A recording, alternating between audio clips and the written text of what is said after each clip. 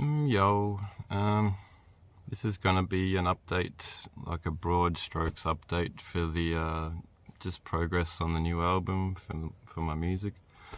So yeah, for those of you who know me, fist bump, many blessings. It's gone very well.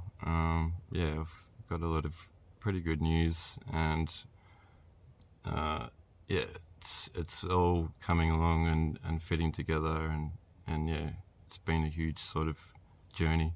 For those of you who don't know me, but you may be interested in trance music or healing or building a career in music from scratch, yeah, you might want to follow along.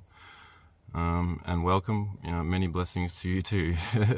Yeah, this whole thing has been crazy.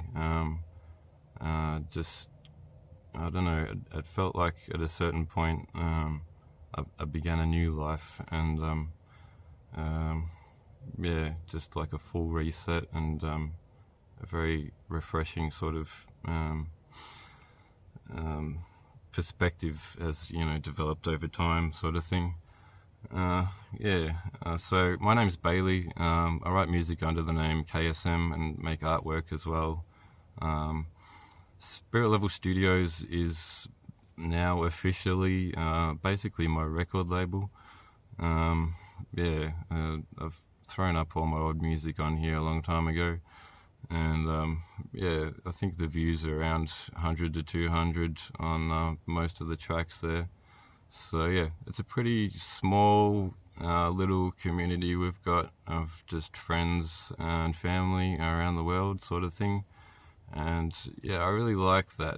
I love small channels. I love finding really obscure music and just unheard of people out in the world that are just releasing things, and some of it's just really amazing. And yeah, I don't know, there's something cool about being able to just interact in the comments and stuff like that. Yeah, I really enjoy that. So yeah, I've been writing music, electronic music, mostly progressive trance, a little bit of IDM, a little bit of down tempo, a little bit of psytrance as well, but yeah, mainly focusing on IDM and progressive trance with sort of down tempo infused into it in places at the moment. As well as, yeah, doing a few just random covers to mix it up a bit, but we'll get into that a bit later on. Yeah, so since my early 20s, like in my late 30s now, so I started writing with a laptop that was gifted to me by a family member, and using FL Studio. I think I started on around FL7. Or up to about, I don't know, I don't know, when I've been writing I've been using FL21 at the moment, I think. Just, yeah, all genuine. Really good. ImageLine are a great company, and just constantly putting out really good updates that make your workflow in the DAW a lot smoother and easier, which is, yeah, that's great. Yeah, so the new album is called Clear Path. Yeah, it's basically gonna be my 7th release. Yeah, there's one that was skipped, but that's a different story. So yeah, album number 7, and I really love like making and finding like complete full albums, and I'm not really into the whole trend at the moment of 2 or 3 track EPs and singles and just like cranking them out for the sake of, I don't know, just like flooding the music scene with music. There's a lot of appetite, I guess, for whatever's brand new, and not a lot of patience in this world of scrolling and instant gratification and so on and so forth. So yeah, my last release was called Soldiers of Paradise. That came out in 2015, and it's been like 9 years. Like the new album will be released later this year, aiming it for November. So yeah, 2015 to 2024, it's a solid 9 years, and as like a downside to that, it sort of was breaking my soul as a creative person to not be making things. It really hurt a lot. Excuse me. It really hurt a lot. It still does, I guess, to have gone that long without just writing music.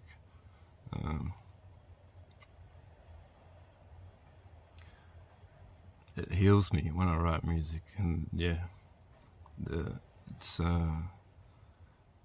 something that it's got like a deep connection to my soul, and not being able to communicate very well using spoken language, I find that just writing tunes helps me to express myself in such a core, deeper, universal kind of way that can be understood by anyone. And most importantly is like myself. Like I write all for myself, and if I love it, then I keep it, and if I really love it, then I consider sharing it and releasing it. And at this point, it kind of feels like a duty to do that. Like I figure if music can heal me, it can help heal other people, and so like that is like the main objective, I suppose, to put it a little bit mechanically, of this album. It's like a gift, really. So yeah, just to give you like a very broad sort of picture of what the process has been like. It's taken a long time so far. Ideally, I think a good release rate for producers of electronic music is about an album once every 2 years. If you can really crank them out, maybe once a year, and if you've got like a tour going on or something like that, then maybe 3 years. But I feel like personally for me, once every 2 years is a pretty good spot to aim for, because a lot of what goes into your music is life experience, and if you don't allow enough time for experience to, go on, then you're not going to have much to write about if you're sort of drawing from that and really, writing from your heart and your soul, and not just sort of making a cookie cutter template of what you think other people want to hear. You have to be writing for yourself in that sense, just like I said before, and just like well-respected people around the world, artists always say, it's always the same thing. You have to love what you're doing, and if you're only writing for other people to try and make something you think that they may like, then you've just like disempowered yourself and really put yourself into like a narrow channel in terms of building a long-term career, which is a whole tangent in itself. So to stay with the topic today, this new album, I just love it. I absolutely love it. I'm really looking forward to being able to finally share it with people. I've put everything into it. It's 9 years of experience is condensed into just like fuck, and it's I don't know. It's like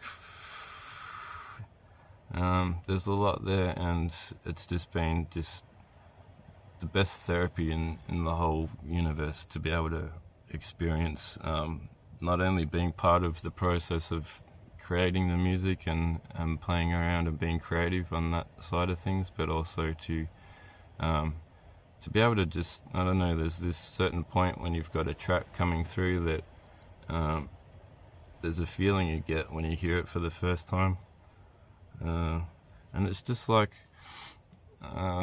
it's like I am the first person in the world to hear this piece of music, and I'm not going to be the last, but it's such a huge honor and a privilege to be like the very first person to hear something that's just brand new, and like for me just very interesting and very much like sort of capturing in a way. Not the right word.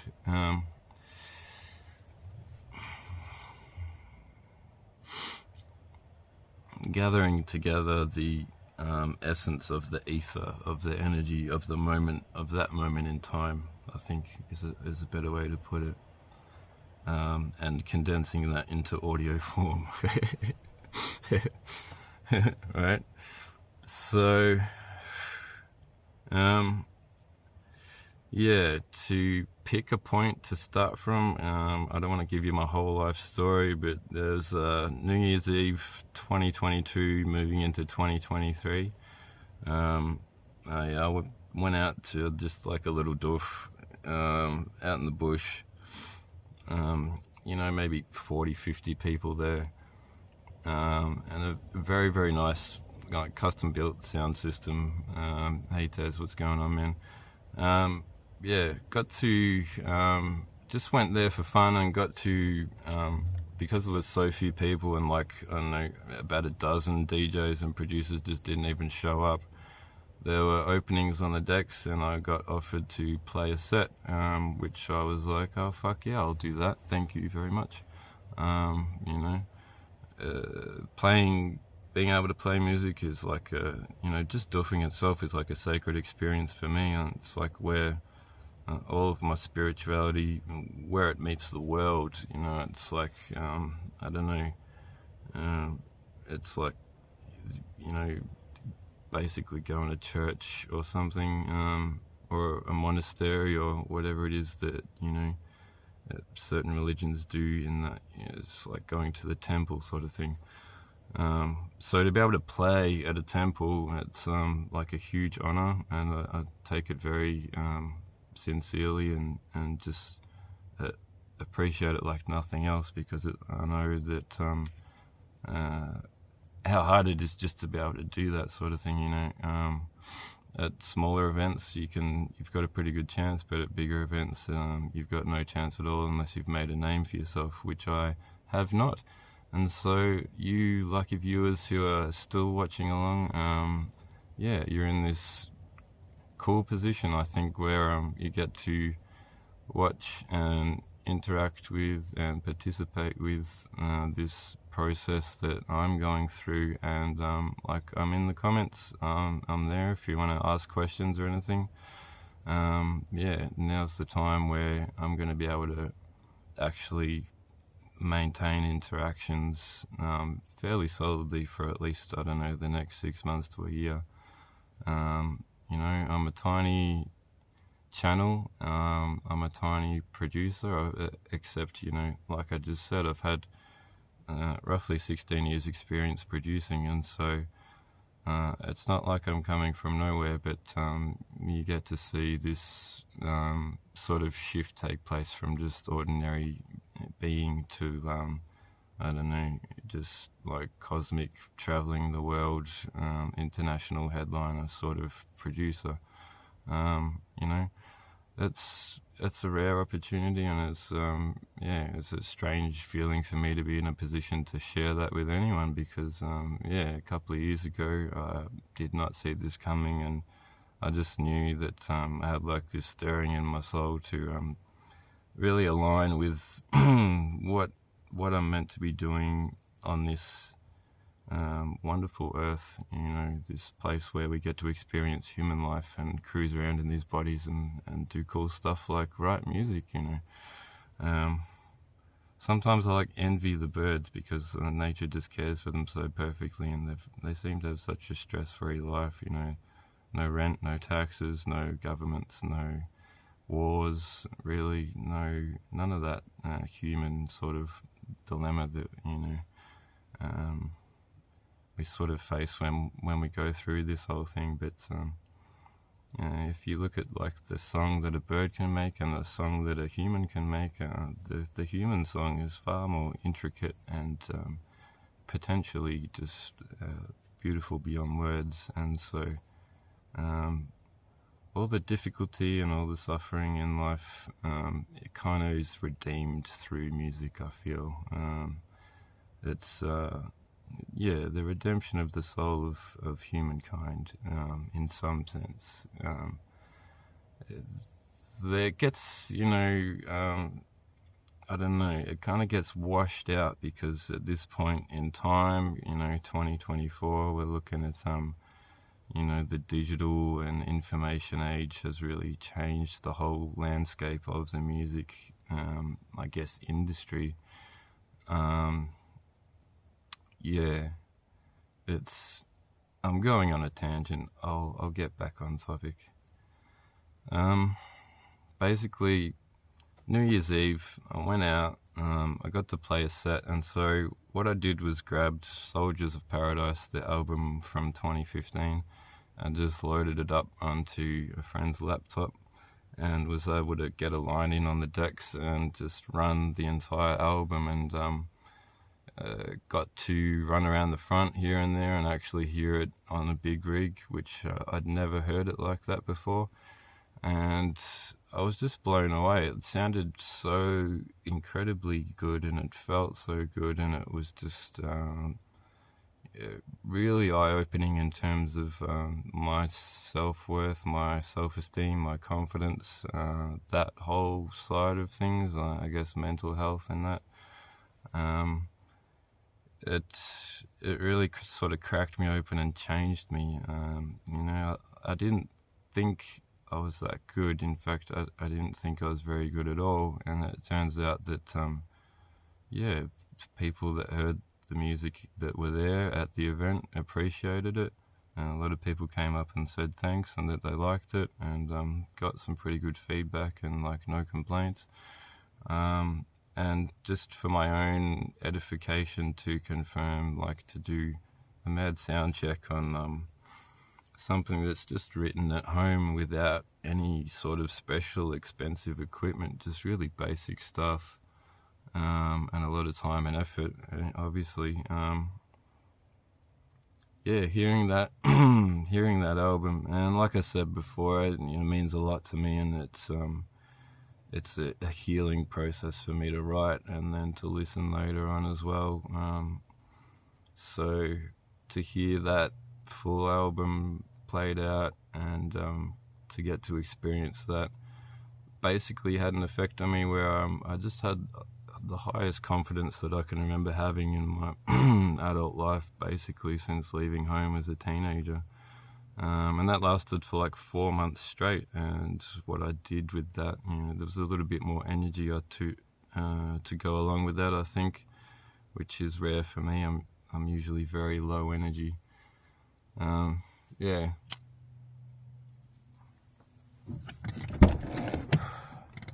Basically,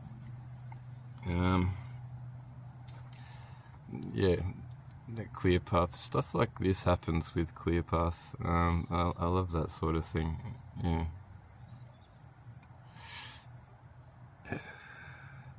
About a month after that New Year's Eve event, I was at a friend's place and we were tripping, and it was pretty rough as it can be at times, and I was out pretty deep in the ocean and sort of traversing the depths of the experience, and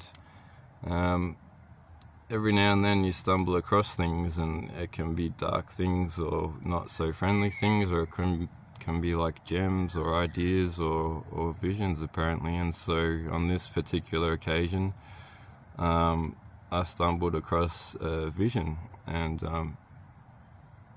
it was kind of like this light, just a light in the darkness, and it seemed to be a calling, and it was sort of embedded or surrounded by these insights that I had, one into sort of having a conversation with another friend, like a soul-to-soul communication, which they don't necessarily consciously perceive, but to me it feels like it's happening. You know, it's similar to like a telepathy idea. So that was one part of it, and another part of it was like an understanding of a way to like the first steps of the path, right? So the vision itself was the clear path, and it was like a calling to go to Tasmania and just like spend time making a start on a new album, because like I said before, I was in a lot of pain, like on a soul level, and I was just like broken, and like quit all my jobs. I had no income for like 3 months after that New Year's. I was just selling a bunch of stuff that I had around the place that I didn't need. Anyway, there was this vision, and it was like a calling, and I took it on board. You know, I answered the call. You know, how could I not? I probably could have not, but I picked it up and grabbed it and held it and took it back with me. I didn't forget later on, like you can do on a deeper trip sort of thing when you get towards the center. So I took it on board, but at the same time there was, you know, this indication that there would be steps opening up to, because I mean it was not in my head to go to Tasmania at all. It hadn't really occurred to me. It wasn't a possibility. It wasn't something I was planning on or thinking of, or even, you know, I knew I wanted to go and visit at some point, but not like right then. But with a good reason to go, you know, to start work on a new album. There was like a good incentive to check it out and follow through and see if the initial steps to doing that would open up like the vision sort of indicated. And sure enough, like within a day or two, the intuitions I had in the vision about the first steps opening up, if I was to choose that, taking the path to follow the call sort of thing. I spoke to family members and that sort of thing regarding that, and sure enough, it all was as indicated. It all sort of lined up truthfully and opened up for me. It was definitely a possibility that I could go there and stay for 2 weeks for free at like a holiday house in the Central Highlands and this beautiful forest area. And on the other side of it, spoke with that friend who I was communicating with telepathically, and sort of confirmed exactly what that vision and that communication was about, without her even being aware of it, and her just writing off the whole thing as a coincidence, which, coincidence is what you get when you apply a bad theory. I think that's the McKenna used to say that. I think he might have been quoting someone else though.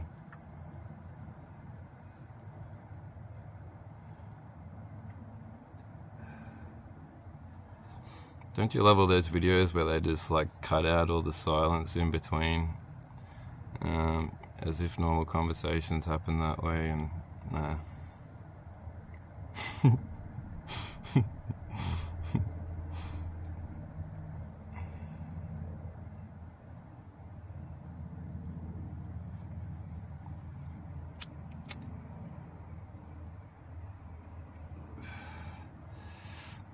I want to make a video about having a beard. This is my first beard, right? And just some of the technicalities for those of you who are considering growing one or trying to grow one at the moment. Sometimes you got to be careful when you're lighting a smoke to, like, if it goes out and it gets too short, you don't want to light it. You don't want to put it in your mouth and light it, because you can like set your beard on fire.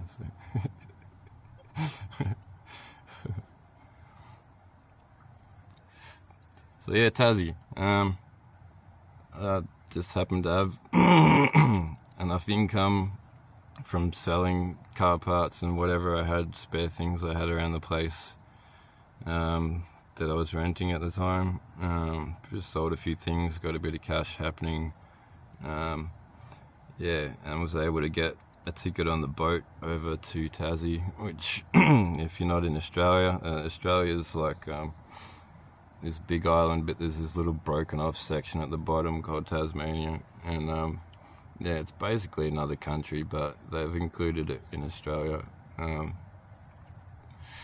know it's all the same thing, like Gondwana land, but ended up getting a ticket and being able to take the Falcon over there because I love driving, and it was a little bit expensive apparently compared to how it used to be, but that's by the by. I could afford it, so I did it and was able to go over there for 2 weeks and have a doof at the end before jumping on the boat to head back to Melbourne.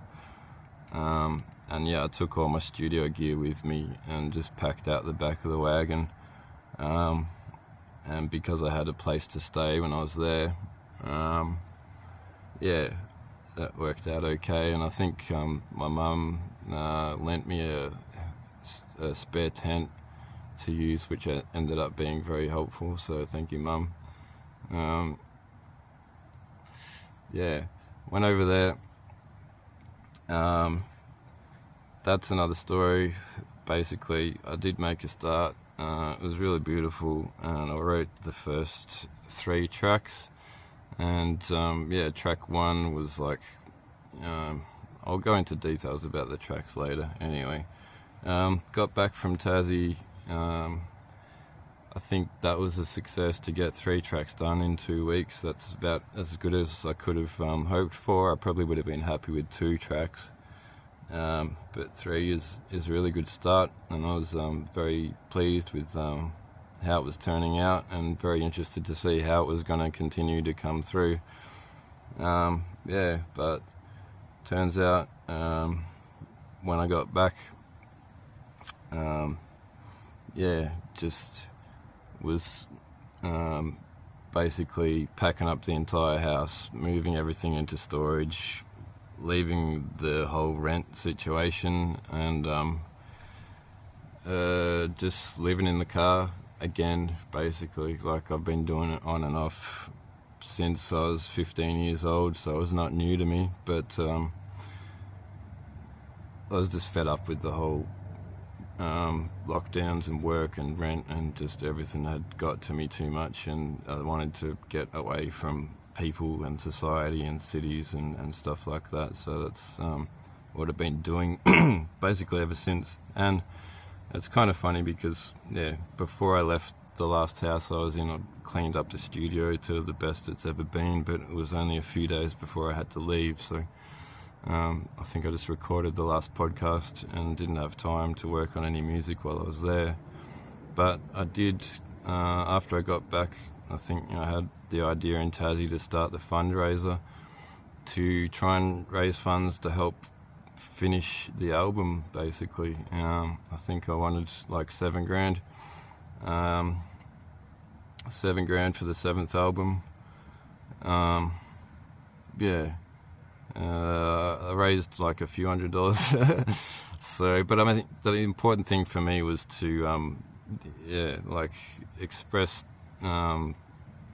express in action kind of like a higher self-worth and self-esteem and confidence, which was important for me at the time. So, not upset about not receiving that in full, because like I said before, I'm an absolute nobody at this point, and like you sort of need to have more of a fan base, or like a support base, if you want to go ahead and do that sort of thing. You need to be a little bit more established as an artist, which is totally fair enough. And maybe next time. We'll see how we go. For now, it's just been doing what I can when I can, and having sacrificed a whole lot to be doing that, including the studio, which is pretty ironic. It's like giving up everything to focus on your dreams of music creation, and being able to play at doofs and rock dance floors and all that good stuff. It's funny, like Goodbye house, that's fine. Goodbye studio, that's painful. But there was a really positive, I think I forgot the other positive side of that thing that I mentioned before, but if I remember later on, I'll bring it up. There was a positive side to not having my studio space because I signed up for house sitting and was doing occasional house sitting for friends and family, and it turned out that some of them went for a week or two, and I can get stuff done in a week or two, definitely 2 weeks. So I ended up having like a 7-month break between finishing the 3rd track and being able to start track 4. So what happened was occasional house sitting here and there. I had a solid month run in the middle of the year last year, where I got to do a house sit for 1 month straight, and I thought, oh great, I can get heaps done with the album, and that'd be cool. But because I've been like pushing my physical body limits with chemicals to stay on it, and just like survive basically. As soon as I got into that house sit, it was like the middle of winter, like coming up into the solstice. I started detoxing immediately, and like I wanted to clean up a little bit, but like my body went into like full on just like aching, all over body aching, and just sweating, like waking up in the night and like just covered in sweat, for like a week straight, and then just getting off caffeine and probably alcohol and nicotine and smoking and just all of that stuff, like one after the other. Basically I just rested the entire month, and I probably really needed that. So obviously really needed that, and that can tend to happen sometimes after like a period of being homeless or houseless. If I get into a house where I feel safe, I'll just detox and be sick for quite a long time. I remember moving into a place,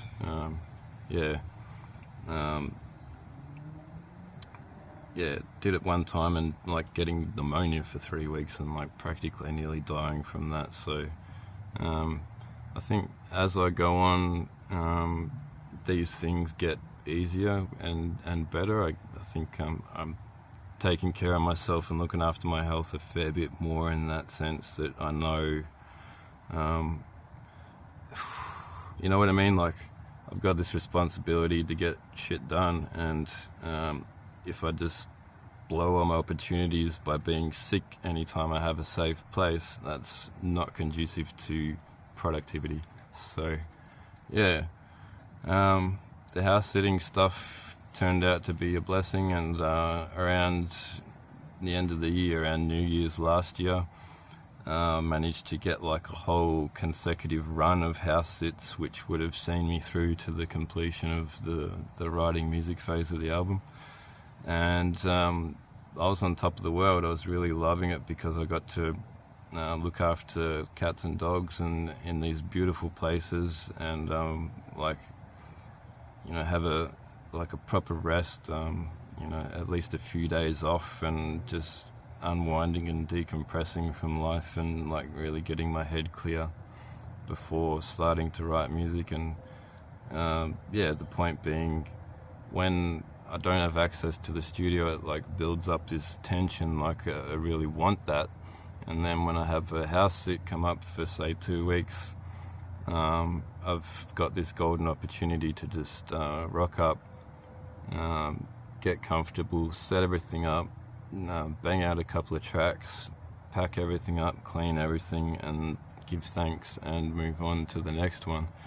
So because you know you've only got this 2-week block of studio time, it's like all systems go, and you just like forget everything, just like no consuming of media or information, or it's just 100% onto music and just like really in it. and really more focused than I tend to be able to be in my ordinary life, if that makes sense. So it's a really wonderful feeling, and yeah, like I said before, even just being able to experience when new tracks come through and being able to have that joy of like understanding more about the album and how it wants to be and how it is shaping up, and just to know that you've still got it, sort of thing. Because I mean, 7 months is a long time to, you know, like I recovered pretty well from 9 years off writing. I had like a couple of tracks practice in there here and there, but really next to nothing. So to be able to get back on and start producing again was like very daunting in the beginning, because I was like, I've forgotten so much of just how to use the programs and everything. Yeah, but you do pick it all up, and you do just learn and watch, and you know, watch tutorials if you get stuck somewhere, and build paths around if you get stuck somewhere, and usually like it's been similar to Soldiers of Paradise. I think there's yeah, it's a little bit different because with Clearpath I've written every track consecutively, so it's like all come through in a stream in a row, but with like, you know, gaps here and there in between. But track 1 is the very first track. There's 9 tracks in total, and track 9 is the very last track that I wrote. So it's different from how I've done it in the past. It's usually been not like that. It's been just like a combination of certain things that are mixed up and not really in that kind of order. And I don't know, it's a new approach, and I really have enjoyed that side of things. And you can do just stupid little details like you know, having it be conducive to playing a 1 hour set. So the total runtime for the album is 1 hour and 9 seconds. So you can sort of link in with numbers here and there, like 9 tracks, 9 seconds, that sort of, just, you know, I just like stupid details like that because, yeah, I guess I'm a music fucking nerd. Yeah, and I don't know, at some point along the way, I decided I wanted to make a CD, so yeah, I can go into that more later. I was writing without a studio subwoofer. I know I mentioned that in the fundraiser, I wanted to get one. And yeah, I'd basically been living off, yeah, just next to nothing, like a bit of ground beef every day for months on end to be able to save up enough to buy the subwoofer for myself as like a gift to myself after finishing, yeah, like a couple more tracks and getting back on the horse sort of thing and resuming the album after that big break. Yeah, so as a gift to me and to the cause, I got myself a sub that I had to basically learn how to tune and set up and dial in, and once I'd sorted all of that out, I can confirm that was definitely an extremely good idea, and it helped me so much with the quality of the music I've been able to write, and definitely don't know how I did it without it, you know, for so long. But again, there's also a huge difference between using a sub indoors and using one outdoors. So because I write music that's intended to be played outdoors, like that's the whole point, to be able to write music outdoors is perfect, because you don't have all these reflections of the bass that are muddying up the sound, because the sound will travel out, bounce off a wall or a corner and then come back, but it's doing that from all the walls and all the corners, so it's you're not getting a clear understanding of how the music actually sounds. So that was another one of my ideas with the fundraiser, was that I wanted like a portable studio setup to be able to write music, basically take it out in the Falcon to go out bush in the forest or whatever, and just pick a nice spot, set up, write music, and then pack up and move to the next place and just keep doing that until stuff's done.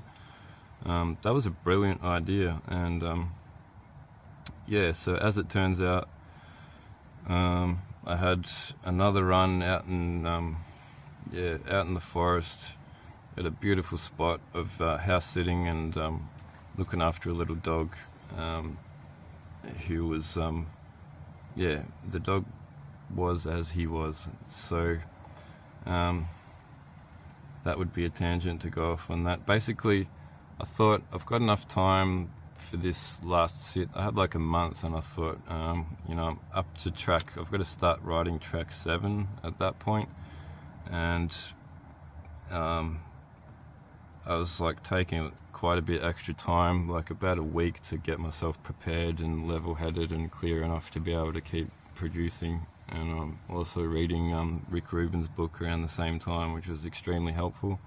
His new one, The Creative Act, A Way of Being. I love that book. That was just wonderful. That guy's as magical as his beard makes him appear to be. So that was good. I was feeling wonderful because I was in such a nice area, eating decent food, access to a fridge, and a shower, and just like being able to go for a walk every day out in nature, and like a good solid hour walk with the dog, and just like in the trees, fresh air, hardly any people around, but the people you did see are like friendly and chilled out. Just a wonderful place, and like really enjoyable space to be in for writing music. Not in nature. I was in a house upstairs, but very close to nature. And it's what happened was I ended up getting kicked out. The owner of the home came home like unannounced. She just rocked up in the driveway while I was taking a nap on the couch one morning. She rocks up, and like I look up and I'm like, what the fuck? And she's like 30 seconds later in the front door and like starting to sweep up around the floors and like just poking around the place. And then looked around, looked into the room that I was staying in, saw that I'd like moved the furniture out of the way to set up my studio and write music, and cracked the fucking shits and kicked me out. She gave me like 3 days to vacate, so I packed up in like a day and a half and got the fuck out of there, and had fortunately come up with a backup plan before that even happened. And so I went to back to close to the storage container where everything is, to just drop off my stuff and have a rest for the weekend. And in the time that I was there, I was able to write basically all of track 7, which ended up being a very big track, and like the title track, that was Clear Path, which has become track 8, but that's another tangent. So anyway, I had one track to go to make it to the hour runtime that I was aiming for.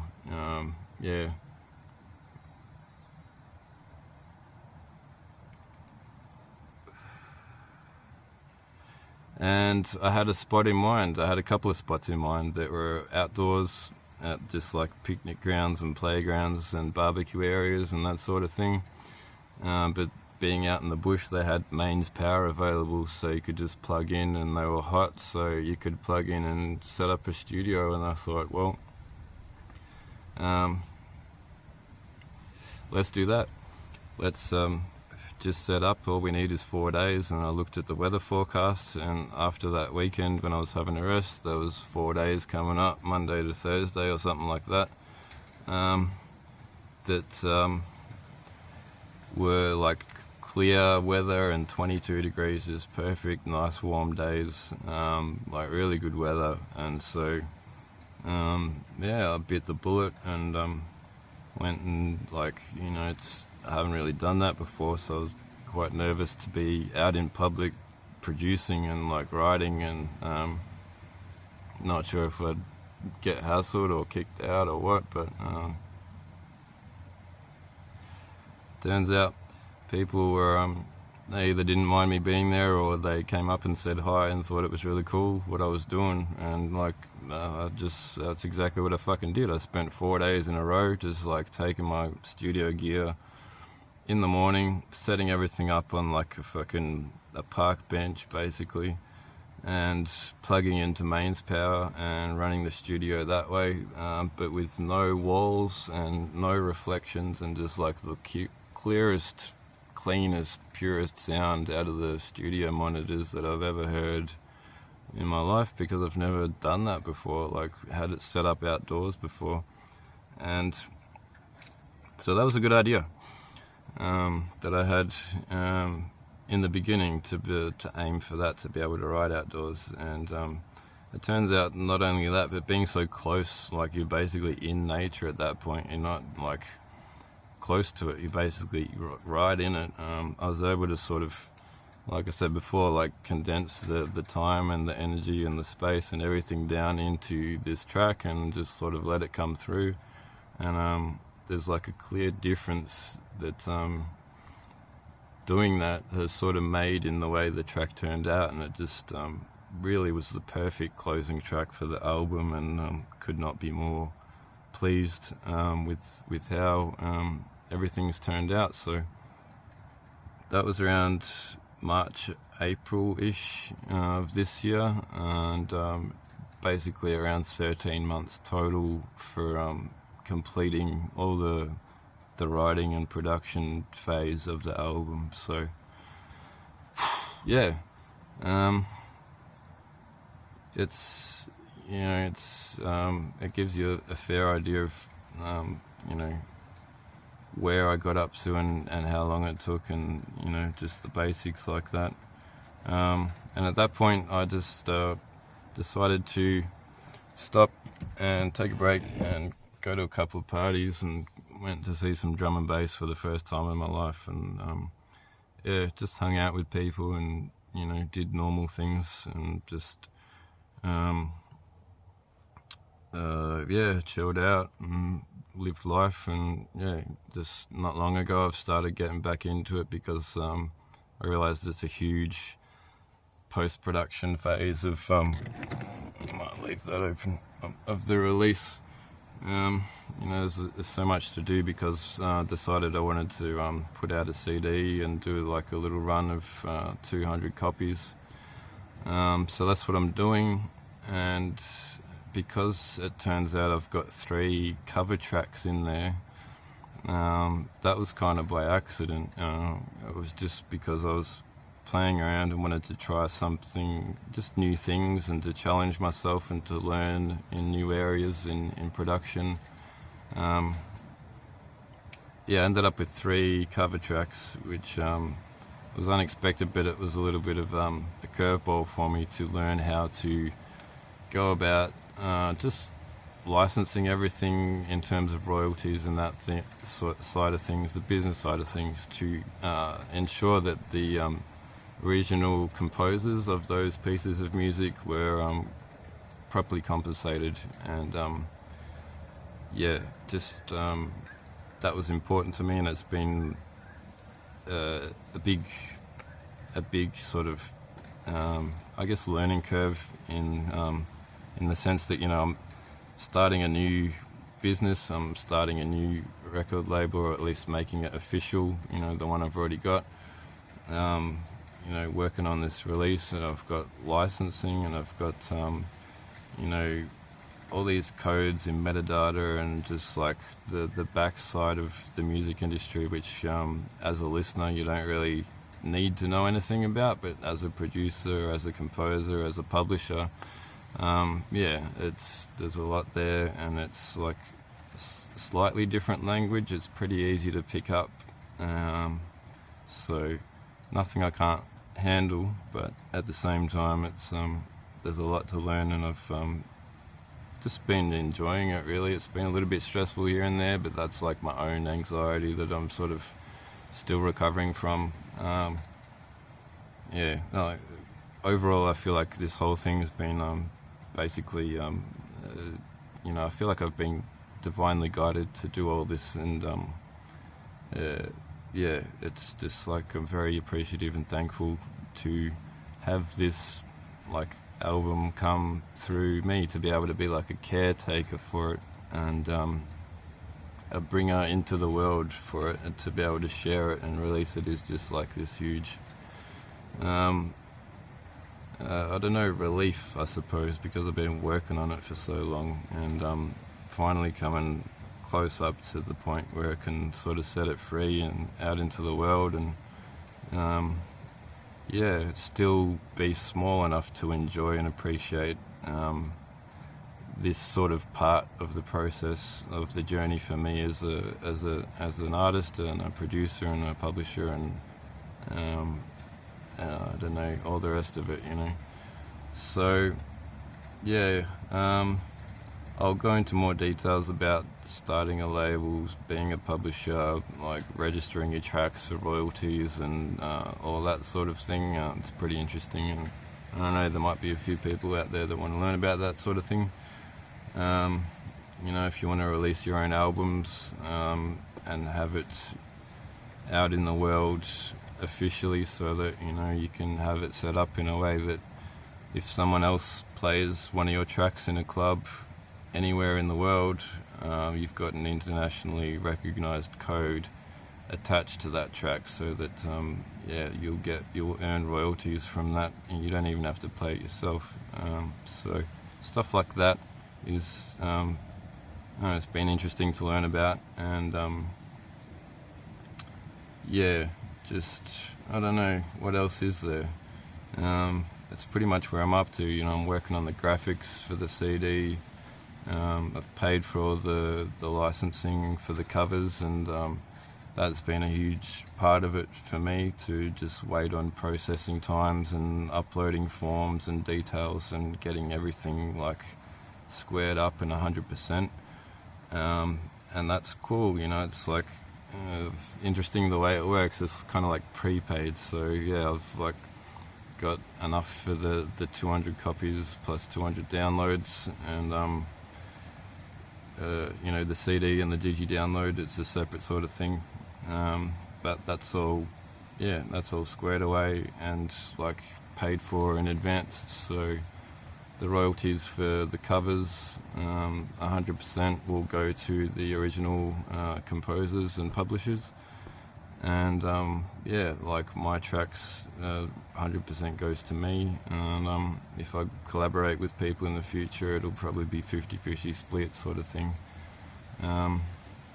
Yeah, so it'll be really interesting for to see, you know, because I've still got to later on like get up to speed on, you know, various media here and there, to be able to just do a bit of promo. I figure like after the release, at this point I'm still sort of deep into the details of just manufacturing and, you know, graphics and designs and artwork and that sort of thing. So I don't really want to be thinking about promo. I don't really want to be, you know, making a whole bunch of hype, or, you know, I don't want to be super driven by making money from it. Like, that's not really my primary objective at all.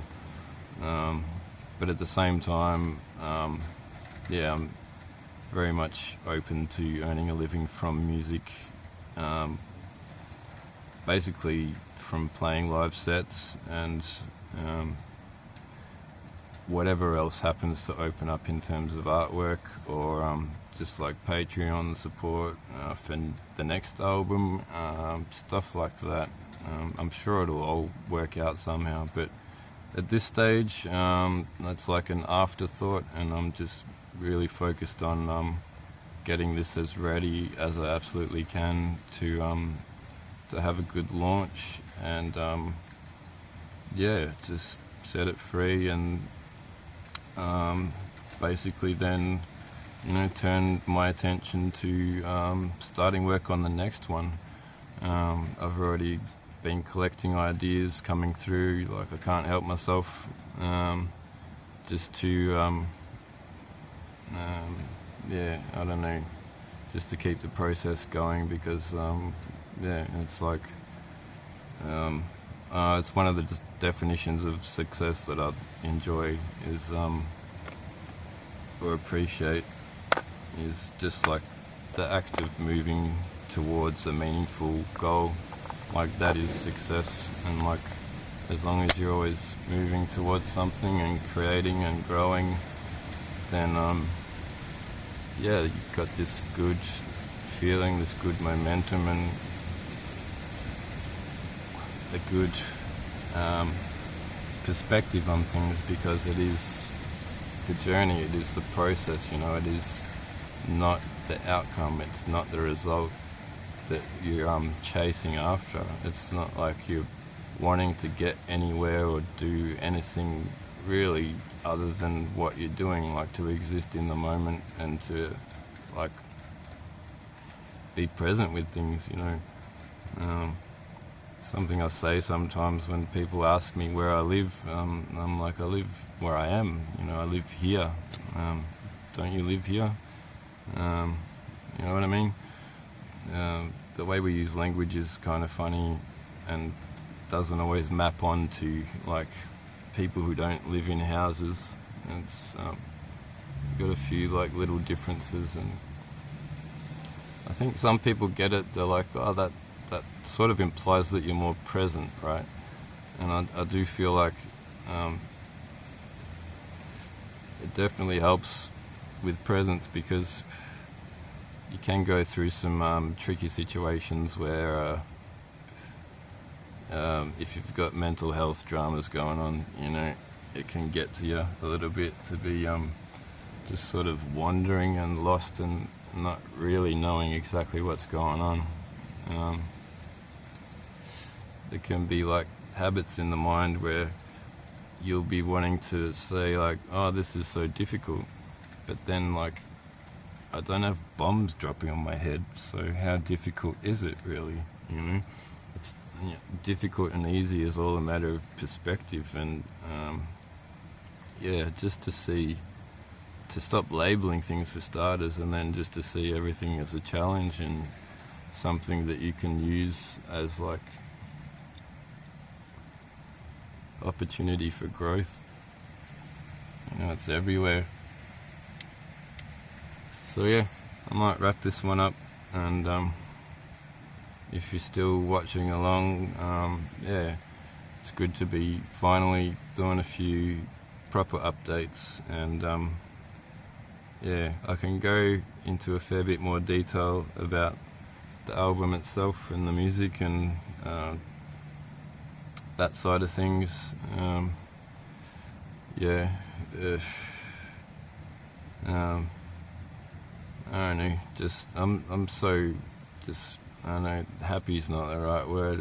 I love the way the music has turned out, and I've already done so much healing just from listening to it at key moments and key points in time. And I remember the very first time I heard the whole thing cycle around, so like every track was there and got the whole entire album, and yeah, like that in itself changed me. That was like a healing experience, and I was so grateful just to have that one. I didn't care if I had another one, and turns out I've had heaps more after that. It's like a gift that keeps giving, and I've been able to do so much really good work with it, just in states of trance, basically, getting into trance and really like zeroing in on areas to tidy up in the psyche and in the soul, that sort of thing. Yeah, and I've already been able to sound check on a whole bunch of different systems, including a pretty decent rig,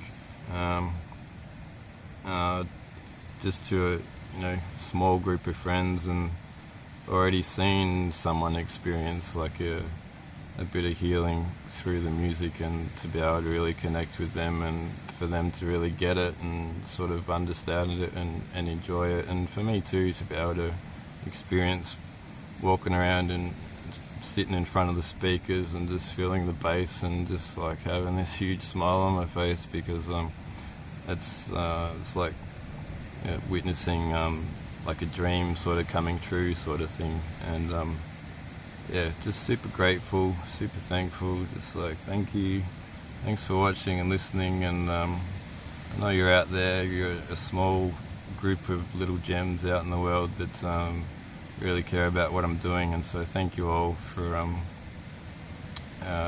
just all your support and just being who you are. And yeah, I'll come up with the next video idea sometime soon, and probably be uploading quite a bit more often, just like I said before, just to help me learn to speak a little bit more clearly and to be more comfortable with the media side of things, because yeah, that's the age we live in, right? So yeah, take care of yourselves, much love.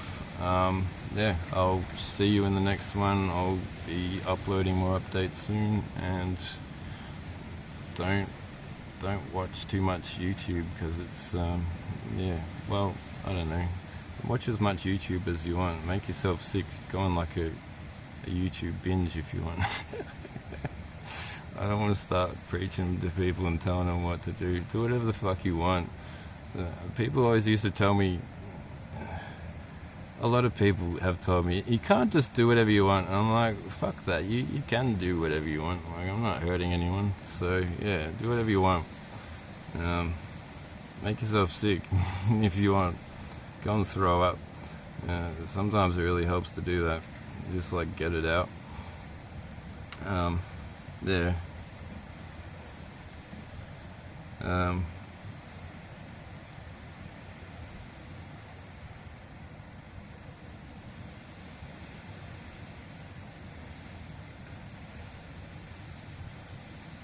I don't know.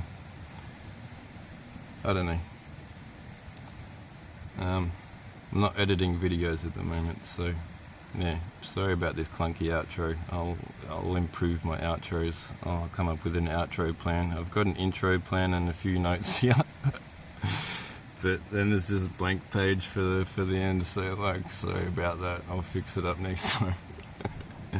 Bye bye, peace, much love.